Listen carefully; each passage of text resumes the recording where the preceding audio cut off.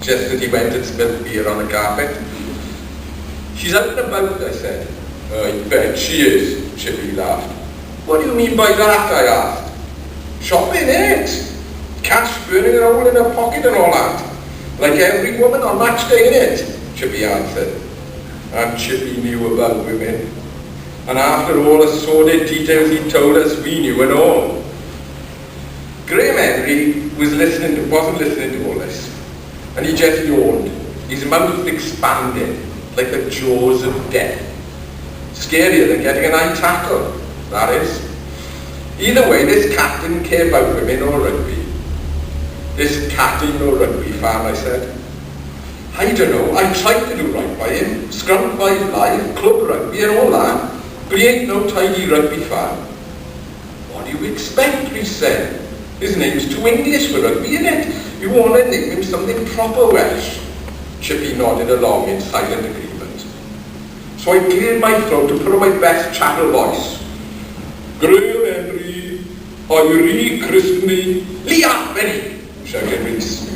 "J.P.R. Williams," demanded Chippy.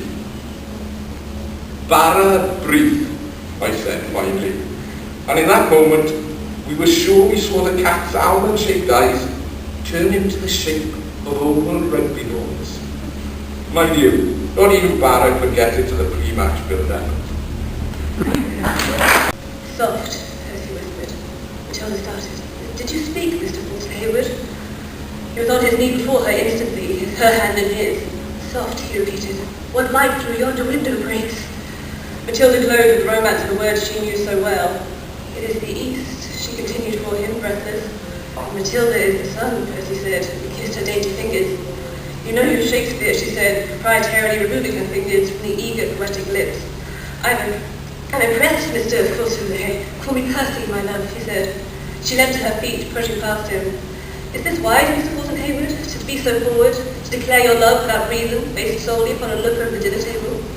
He took her in his arms. "It is best to love wisely, no doubt, but to love foolishly is better than not to be able to love at all." Matilda moved to fall into his embrace, to press herself against him, but withdrew with a frown. Is that a line by Thackeray?" "Pardon? Oh, never mind. Percy, my love, this is madness." "Madness? I love her against reason, against promise, against all discouragement that could be." Matilda gasped at the sincerity of his devotion, but paused. "Dickens? I'm sorry. Wasn't that from Great Expectations?" Percy frowned. "You know, I haven't the foggiest, don't have brain for titles." "Oh," she said, disconcerted. Percy took her hand and pressed it to his heart. "Oh, lovely Matilda, Matilda, my love, what a lovely Matilda you are, he said, kissing her fingers again. Edward Thayer, she thought with some certainty now, but he was not yet finished. "Oh, let us be married, too long have we tarried." She snatched her hand away again. "You've been spoken for 10 minutes, Mr. Fulton Hayward. Please try to control yourself." With this jolt, Percy became unsure. He wrung his empty hands. He began to look restless, halted in his devotions. Matilda bit her lip, and, "You'll need to ask my father's permission." She wondered if she ought to speak his language to calm him. The peculiar circumstances indeed the strange young man to her. She did not attempt to understand why. Matilda took his hand. They sat together on the divan. "Wisely," she said in a measured tone, and slow. "They stumbled and run fast." Shakespeare, she thought, the way to the heart of any strange young man. Percy smiled, soothed by her words. He became enriched with renewed zeal in his devotion. "My advice is," he said, "never do tomorrow what you can do today. Procrastination is the thief of time." With which he stormed from the room in search of a father with whom he could speak. "I thought your advice told the world that's Charles Dickens' advice." She pondered the peculiar young man. He was so handsome, obviously well-read and eccentric. Her father would not refuse him, she knew, but he was from an excellent family with wealth and station, perhaps a little tall for her father's taste. She couldn't decide what to feel. She was utterly confused. Swinging with me and curling at the nape of my neck. I flashed them my best glare with violet eyes, mouth pursed and lips thinned. It's a middle-aged woman and her son, her face wrinkled and his blank. "Do you sell cats here?" "No cats." "No, cat food. Do you sell cat food?" A gesture behind me, a vague flicking of my wrist. "Try Tesco." They nod and walk on. I hear a muttered, miserable cow, but it doesn't bother me. I've heard worse. I don't give a shit what they think. I watch their hunched backs and fat asses walk away. Pigs. Animals. I shifted my chair and faced the stall I'm supposed to be working at. K&B's pet stall. I don't even know who K&B are. The manager is called Jerry, and he only gave me this job as a lackluster tribute to my grandmother's memory. We stock the entire menagerie of pet-related crap here. Everything from flea collars and leashes to those awful rubber bones. There are trays of foul-smelling dog biscuits, a grey plastic scoop embedded in each one. Tacky, never mind the dog, beware the kids signs hang over dusty cat baskets and empty hamster cages. We don't do fish, nothing in water. There are at least 24 stores scattered around the indoor market, but we don't communicate. Or, to be more accurate, they don't communicate with me. The florist and the newsagent are best friends, regularly lunching together with heads bent in whispers. The butcher is obsessed with the trainee hairdresser and trails after her with a wealth of off-putting chatterlines. They don't talk to me because I don't want them to. I watch them live out their inane lives, so monotonous and predictable that I genuinely rather be dead and keep to myself. Marjorie passes by and shoots a yelling smile in my direction. Marjorie is the overweight woman who works at the cake stall, and she's hardly a great advert for eating now. I once overheard her say that she wished I would come out of my shell. I wish she'd eat the final custard slice that pushes her into a diabetic coma. Real wishes, Marjorie. How's business been today? She's decided to stop. I can smell the sugar on her breath. Her ample stomach bulges over the jeans like rising dough. I barely saw the thing. I blame the weather. Not too bad, I replied, flushing with anger at my shyness. I saw the hamster ball. Nice. Marjorie's head bobs like a nodding dog. Well, talk to you soon. Bye. All day, tipped on his side, unmoving, one eye cracked open, watching squirrels streak the windows like meteorites. I propped him up as he sucked and wheezed, phlegm smack in his throat. Such slippery gold, he spat in a paper cup, though his last smoke was a Cuban on his 50th birthday. I waited for the next breath. Crushed like a nettle, this bulk of a man who'd fought in wars, shouldered a gun, ducked and dropped in the trenches, looked at me with drowsy eyes, tube wriggling up one black nostril, slack-jawed and dribbling with drugs. I buried a kiss on the side of his head, felt his slow pulse on my knife. The breath sputtered out like a blossom. Pulling the sheet to his chin, the nurse, being kind, touched my arm softly, gave me a minute to gather myself and carry my silence outside, where jackdaws tugged worms from the hospital lawn, unpeeling themselves from the world. The second one is called Medea. It's based on the Greek myth where, to get revenge on her husband Jason, who ran off with a princess, she ended up killing her kids, which I think is a bit much. Yeah, this one's called Medea. I stand in the bedroom, sweatless, admit to the dagger, the rage, and the kids, who looked like you, had the eye of the cool Aegean, with Argonaut bravado and a trait of blood. Our babies. I nursed them with love and a knife to save them from sins like you, my lullabied young, like you who were forked in the tongue. But I was once young, a charming girl, head over claws in love with you, protective, faithful as any good angel, my colchis light leeching a brother's bones. Many talents. He was a fine poet. He liked painting, he liked carving. He was a great encourager of others, a great teacher. And I'm very proud to be able to say he was a good friend. But one of his gifts, which he'd inherited from his father, was the ability to make the mountain dew, to actually distill mochi, which he did. And some of us were lucky enough to be able to taste them. And if I had left a drop there, I've been keeping a bottle and just taking little sips for the last 7 or 8 years. I'm down to that now. There's not much left. I thought it would be appropriate tonight to have some when I finish reading this poem.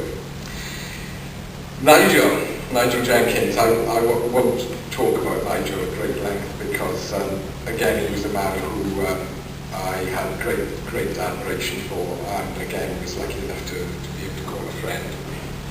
And he was a fortunate recipient of some of Terry's poetry. And Terry told me the story before the poem was written, I think, no, it must have been after the poem was written. Well, one morning, Terry opened his front door in the Melon, and there on the doorstep was a bottle covered in seaweed, and there were dead crabs and shells and sand over it. And inside was Nigel's request, some lines to request what she. So this is Nigel's poem. It's written in English, but it's based on a traditional Welsh poem, a poem of request. And it's got quite a complicated structure, which again is based on the traditional Welsh, the cywydd. Right, some lines to request pochi. Praise Terry, your ace pochi, and praise be that neath heavily are averse, no doubt, to verse. We want no drug squad readers. These dry lines, cynghanedd free, are sent to say I'm thirsty for more of that cosmic juice.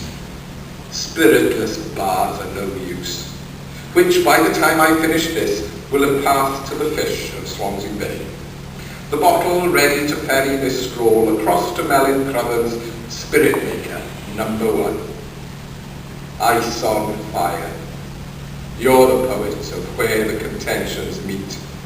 Your wisdom's mirth and oak whirled from the killing field's anti-world.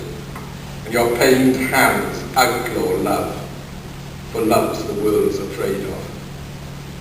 It's late and getting later. I'm a poet needs the fire that only you can distill. A mumbler craves a refill. Slauncher then, and iechyd da, to Wales that voiced you, era whose fatherly hand led you star by stream to rebel muse and old alchemical ways with water, fire, fruit, barley. Essence of unmachined rain, most magical of moonshines. Clear the nice and iced air, though of suns the container. Exploder in the nostrils of red orchards, dusty fields. Semen of the gods, hot blood of goddesses. All falsehoods undressing when love defers to the teachers and preachers. Song sprung from its silences. Bass of choirs, sky of pipes, to set all atoms dancing, the whole galaxy a swing, each sip and no head, thank God. A flame, come wild Eisteddfod. The tide's in, the spirit's out. Be, Terry, on the lookout for landfall on your doorstep of this craft pochine bereft, barnacled and seaweed draped, as proof of a long, hard voyage, weighed with verse, and a bard's curse on all hooch-busting peelers. May every glass their thirsts crave turn to boiling aftershave.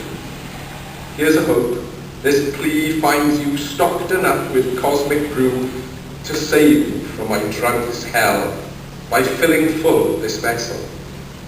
Hurl it then towards the stars, and I run from my boudoir to catch it on re-entry. Melyn's gift to mumbling me.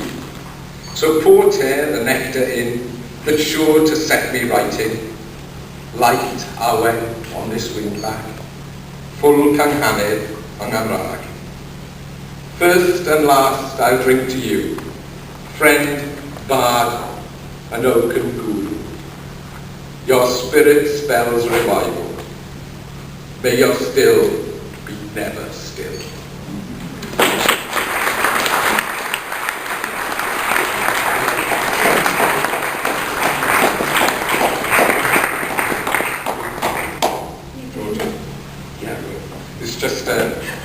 a toast to Terry and Nigel. Terry and Nigel. Walking along the Mumbles front towards the pier, and I looked over Coastal Wall, and I thought the ground was moving, but it was actually the turnstone beds in a group, which I realised when I looked more closely anyway. Okay, so here goes. I used to wonder what my world looked like from above, whether people would notice if one of us disappeared, or whether I could just fly away and settle somewhere else. I used to think they could easily replace me with a stone, just as something to bridge the gap between the moss and colour, if that's what I was, something to fill the white wind in wintry months. But no one else around here seems to consider it, or at least they don't talk about it. I've always been told to hush up every time I ask any questions and to carry on eating. Mother said I should be grateful for such a beautiful Swansea coast, and I know she's right, but it's easy to take things for granted after a while. Here, there is plenty of fresh air to breathe in and in and in. There isn't enough space to breathe it all back out again. There are about 100 just like me, all packed together, and with their bright orange legs treading on my territory, just as I'm treading on theirs. Although I should emphasize how we're all a little different. That's what people forget. They aren't really me at all. We each have a different number of brown and black speckles, and some of us have much cleaner white bellies than the others, with bigger black bibs around our necks and chests. That's how we distinguish each other during our sea feeds together, where we probe the sand beak after beak, whatever we can find, clicking with a tit-tit-tit-tit, as we discover sloppy worms or fly larvae to gulp down before the meal is over. I remember the first time I saw Father and how he taught me to gather food. He flipped over a stone the size of his own body, and I was impressed by such steady yet intricate strength, never truly seeing myself in his position. Of course, the very same day, that's exactly what I was doing, flipping over stones, sticks and runny moss all morning and afternoon, discovering all sorts of worms and mollusks underneath. I make a special effort to remember everything I find, whether it's from beneath the stone or not. It helps to give me a sense of the surroundings. If the object is edible, all the more reason for me to try and remember it. Most of the time, it's one of the crusts of bread people throw over the sea wall to us, or salty chip from the hole-in-the-wall cafe. Mother said the bread is bad for our stomachs, yet last time it happened, I saw her eyes on the crumbs as soon as they started tumbling through the air towards us. I'm sure that's why she attempted to put us off. My last year, might be the book again. I'm going to read from the middle. It's strange, as I've been coming over, today I was talking about the compartment from the wrong end, in compartment was bombed. And I was telling the kids at school that it was bombed because they were aiming for Swansea, and they laughed their heads off because compartment's nothing like in the dark it is, supposedly. And so this sparked an idea, and it's based on whether they continue with the war with evaporate in the week to the war afterwards. Never knew, we took talk were like, good, yeah. And the one's answering it wrong. You're okay. This week. Mum says I'm mumble, so I'll try my best. I'm sure it never used to rain this hard before. Of course it rained, but it was all sorts. Windy rain, fat rain, mental rain, a shitty little rain that doesn't actually feel like it's raining, but you're wet when you get home. But since it happened, it's like the raindrops got bigger. And when you get caught in it, it's like being smacked on the nut, like the sky hates you and pelts you till you find cover. At night, it's like trying to keep the world away and tell us that we fucked it all up. But at least it's not acid rain like everyone was shitting themselves about. After all them colours and the thunder and lightning, they were ranting and we'd all had it coming, screaming about the loss of crops, and it all going to hell, and everyone was going to starve because things were going to go toxic and melt. And it was all bollocks. Bloody lights are scared everywhere. Some poor bugger even tried to burn everything to save the crops. It caused absolute chaos because the media couldn't get enough of it. 10% disaster, 90% hysteria. Still trying to sell papers and make money when eventually that sort of nonsense wouldn't even matter anymore. Useless. Bullshit, a lot of it. Well, hysteria, not a disaster. but I never used to read the papers. The morning after it happened, she had to go at me for not keeping up with it. It's important, she said. I know it is. It wasn't like I wasn't reading about it. It's just that I knew that you wouldn't get any answers from it. We need to know what's going on. I know what's going on. I got eyes, haven't I? I knew what caused it, how it happened, how we can stop it happening again. Stop it happening again! I looked outside. See that sky? I threw open the curtains like I was revealing a terrifying work of art. It's not going to happen again. Black and all is going to happen again. They're not going to tell us how it happened, because the people who know what's happened are never going to come out again. They disappeared away from all this. Somewhere where they think they're safe from whatever this is. I picked up the paper and held it up. The famous picture that was on the cover of everything. The Kodak moment of our fate. And this bullshit will be the last fucking thing we see to remember it all. How everything used to be. Because it's never going to be the same after this, sweetheart. I was still ranting at the sky when I turned around and saw her face, welling up again. She hadn't stopped since it happened. It affects everyone different. Oh, you don't know. None of that. Pointless. We're buggered, and now we've got to get on with it. She turned away and wiped the tears from her cheeks. I picked up my phone and tried to ring him uncle again. I've been trying all morning. Nothing, just endless dial tone. How hard is to leave a bloody voicemail? I asked rhetorically. She grabbed my coat and the bag from the chair. Where are you off to? I asked as she opened the door. I got to see Mum and Dad. You know how Dad's going to be with all this. They're saying I could go outside. You listening to the papers? I said sarcastically. She gave me a look that was all I needed to know. When are you coming back? I don't know why I asked. I already knew. Don't know. And she shut the door behind her. There's ending and there's endurance. Both are hard to deal with. Both are lonely. Both leave someone behind. Both are eventually realised before they can be understood. My fiction, I think I felt almost like it would be a failure of imagination. Needless to say, I was wrong. A great story is just one that conveys great truth, and much of the best fiction by the very best writers has been completely and utterly autobiographical. So with that in mind, I'd just like to say I'm enjoying this up. The hospital where I was born is no longer the hospital where I was born. A decade ago, we closed the maternity ward, boarded up intensive care. The place where I came into the world is now a psychiatric unit, and my mother and I sit in the waiting room, looking at everything but each other. Finally, we're called through. In his room there is only one chair. I stand. He squats on his bed and pushes worse than miasma of medication.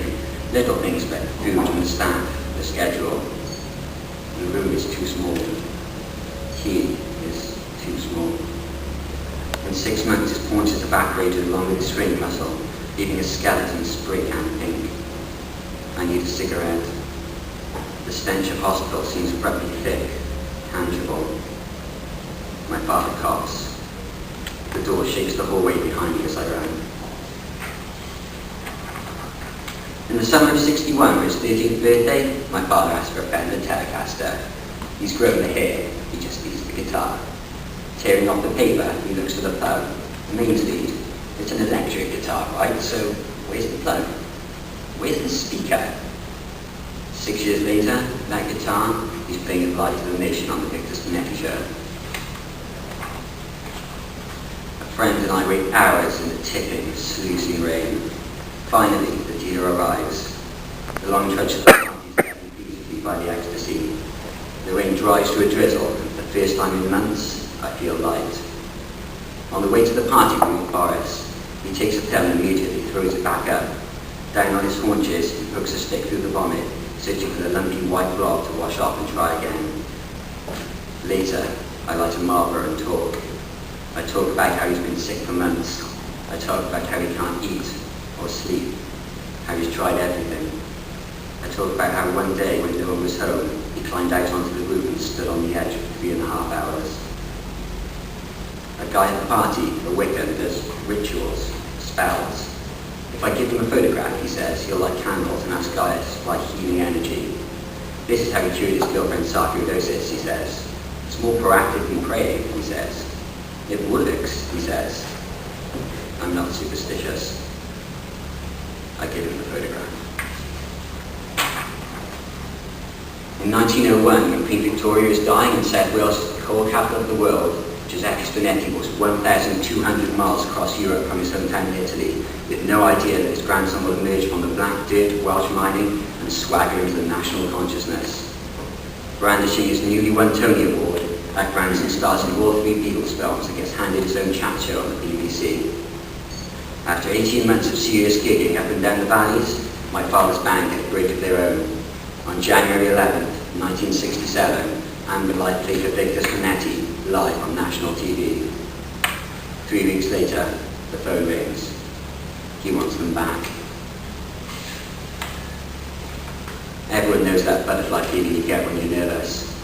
Now imagine those butterflies when there's nothing to cause them. Imagine those butterflies never leaving. Imagine those butterflies, only instead of butterflies, imagine birds. When it starts, the doctors are baffled. He spends days in a hospital bed as they cycle tube after tube into his stomach, looking for an ulcer, looking for a tumour, looking for a physical cause, looking for something. It isn't there.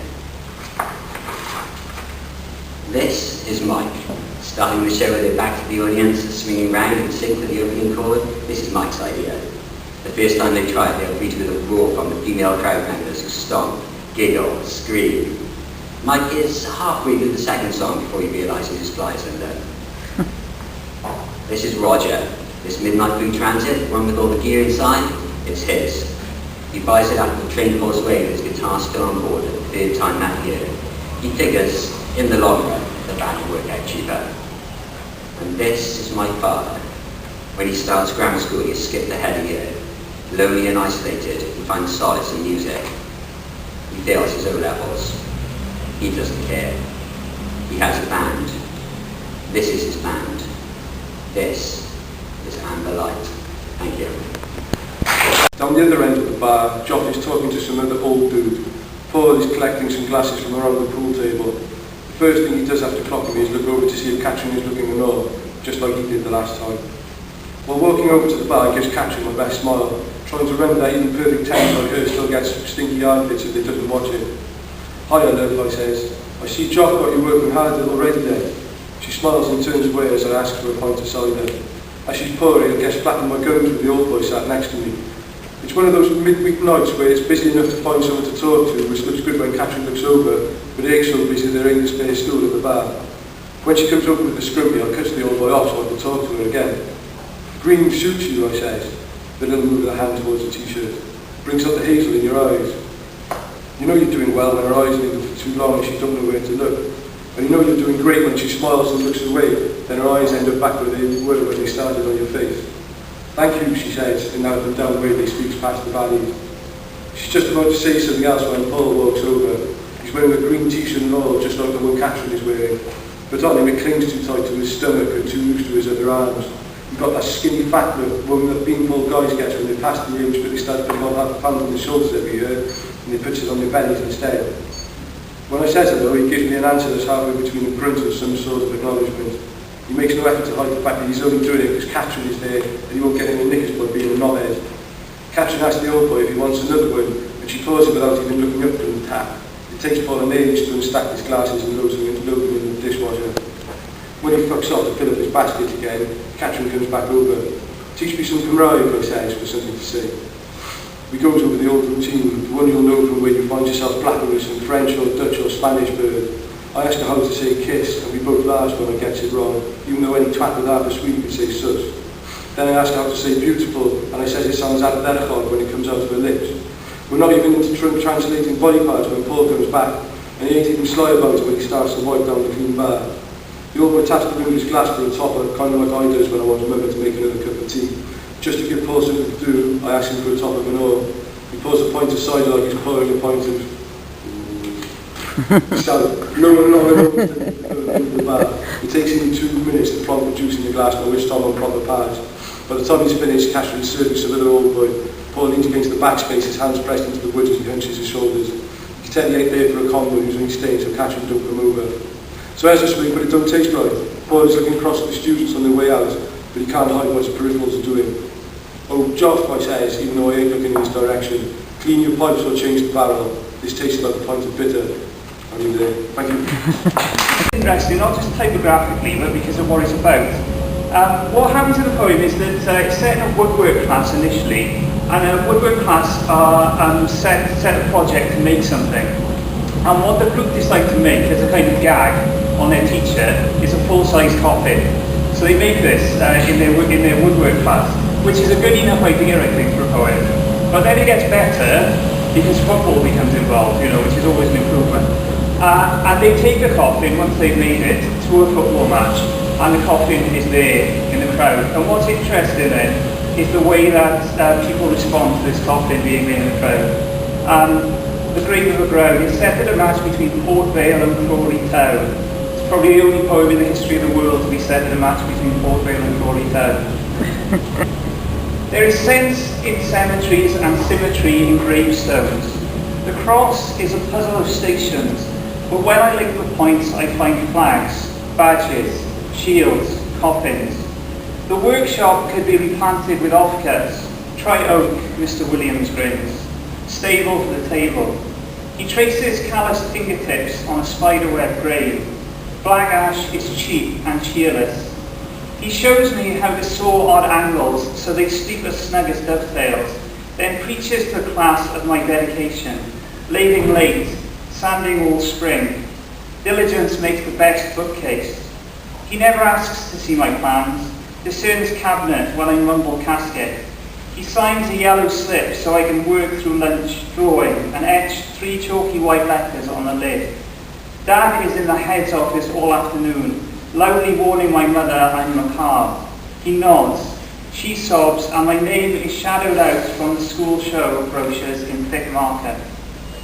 Sir wouldn't look at me. The Saturday my brother and me screwed on brass handles and trudged it home.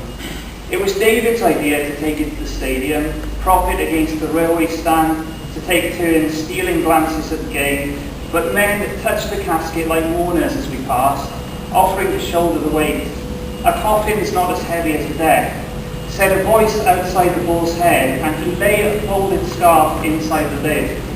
Pin badges and pennants and papers thrown in as the landlord sang sermons. I rang the pub bell's lonely chime as the procession filed away. People eddied in the swell outside the ground, rolling against the metal gates in grumbling waves until sirens stanched the flow. Helicopters hummed all evening, and the heat dripped out the day. While the weatherman's arm covered the potteries from overnight storms, Mum warned me not to sleep through my alarm. Her voice smoothed silences dug up by news footage of a matchday melee. I found photos of the coffin and the crowds in all but one of the Sundays and read reports of riots until the print was fat with rain. I posted the puddles with each paper. They hadn't even mentioned my name. There was nothing noted of how I'd mixed ink with filler to cover the screw holes, contoured the edges so it'd be lighter. Outside the club is an ashen mound, a handful of black sawdust, weightless and portentous. A coffin is not as heavy as the dead. Three parts, and it tells the story of a coachman working on the old horse-drawn mail coach that used to travel back and forth between London and Harlech. And in particular, it's the story of one journey out of London and travelling west across the country. I'll just read the first part and the third to last part. It's London, Harlech. 2 days have rubbed and shaken away since that night in the road with the landlord's stepdaughter. "I'm a long journey ahead," he told her. "Then you'll need your rest. I'll need warm memories to sustain it." So beneath the window, made useless by soot, in the lean bed they held on. Soot on the rag rug, black down under her arms. And hours before dawn, loading the coach in the street, that long, narrow reach seemed the continuation of his bed. Dark walls above, scent of smoke and damp cloth. And at first, when he stood on the step, the same motion. The bed and the carriage, dim lights and small windows, the girl and her quick, close kisses. Just one, he had said on the bend of the stair, just one more.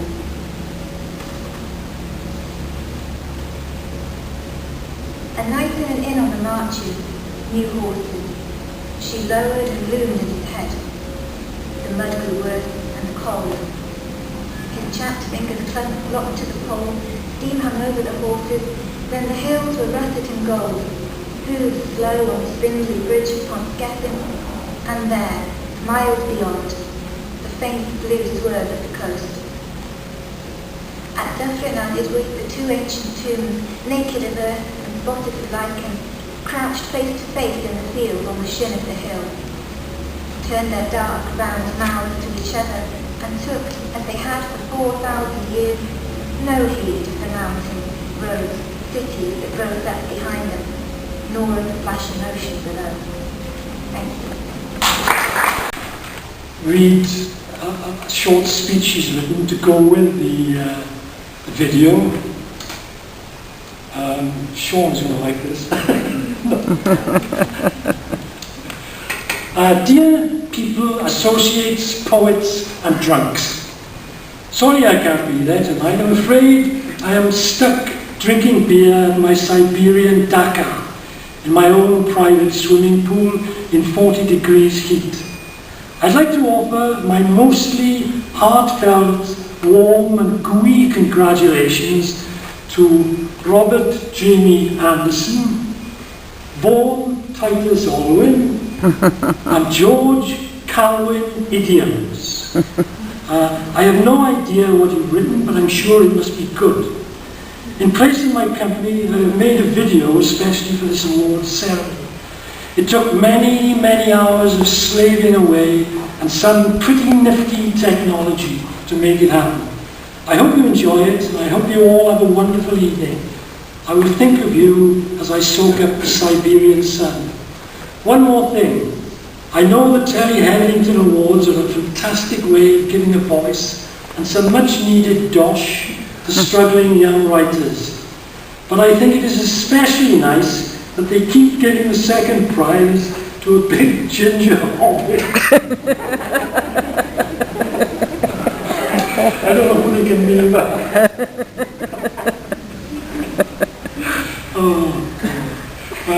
hobbits deserve to be heard too. Sincerely, Mao Several. Alan, you're gonna, yeah, you can operate this from back there, can you? Go on. Unofficial rules of engagement on the Siberian bus system. When your bus is approaching, try to guess the position the bus will stop so that you are closest to the doors. When they slide open, shuffle slightly to give the impression you are making room for people to get off. Do not give people any room to get off the bus. If there is an inch of room to squeeze between people disembarking, elbow your way in. When you board, scan for a seat immediately. If there is no seat, go straight for the central standing point near the middle window and take up as much space as possible to allow yourself room in the event of overcrowding. If there are seats available, do the following. A. If there is a two-person seat empty, move quickly. Take the window seat. If you get an aisle seat and you are male, you will likely be asked to stand in the event that a babushka gets on the bus and there are no other seats, or all the other aisle seats are occupied by women. B. If there is only a single seat available, take it, even if there are young women standing right behind you. They will give you a sour look as they claim unofficial first rights to any free seat, owing to the fact they are women. If you are in receipt of sour looks, turn your face towards the window. C. If there are any seats on the raised level at the back of the bus, take one. Babushkas cannot climb the raised step, and your seat will be secure the whole journey. D. If there is a two-person seat available and you have to get off in 3 stops or less, take the aisle seat. If someone else then wants to sit down, shuffle slightly to give the impression you are giving them room to get past you. If you get on the bus during rush hour, between 9 a.m. and 9 p.m., squeeze your way into the aisle away from the door. This will allow you to take advantage of the two-person seats should a space become available. If you are sure that no seats will become free and someone disembarks leaving a space near the central standing point, edge towards it. In an overcrowded bus, if someone tries to move you or squeeze you out of the way, stand your ground. Similarly, if someone puts their hand on the overhead rail and it touches yours, do not move your hand. They too will feel uncomfortable and will eventually move their hand away. If you get on the bus using the back door in rush hour and you cannot reach the ticket giver, it is acceptable to hand your bus fare or card to the person in front of you, who will pass it along until it reaches the ticket giver. Your ticket should then reach you by the same relay. If the ticket giver hasn't noticed you getting on, it is acceptable to pretend you have been on the bus for ages. In the unlikely event that an inspector gets on the bus, have a mix of old tickets in all of your pockets ready to offer. This will confuse and agitate the inspector, who will then leave you alone. If you are standing in the central standing point when drunk Siberian men get on and stand next to you, there is no shame in moving. Better that than being assaulted. If a babushka, dedushka or complete drunk spoils the air and you are nowhere near a window, get off. The bus only costs 19 rubles. You can afford to get on another.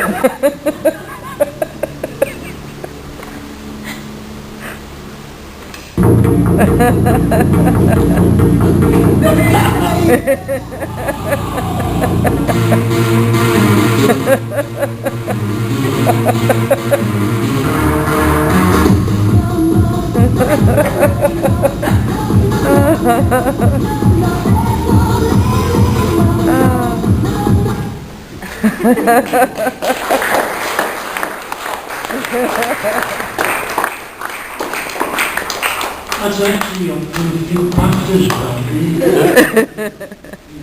Comedy. That's it, folks, I think. Yeah, I think everybody's read and wants to read. Thank you all for coming. Thanks to all the readers, to Joe again, and Alan, and Ada, Phil, and one or two folk singers, brilliant stuff. Try and come again next year, and mind how you go tonight. All right. Ada, any announcements you want to make? Or? Poems and pints. Oh yes, yes. Yes, Dan and Linda from Toronto. And tonight I'm going to print their website to make sure everything is set up on the video to get the number of the website. It's on the back of your programme as well, folks. Okay. Thank you to all. Poems and pints. There's an awful lot of ways from Dennis from Leicester. Yeah. Really excellent. Thank you all very much for coming. Poems and pints.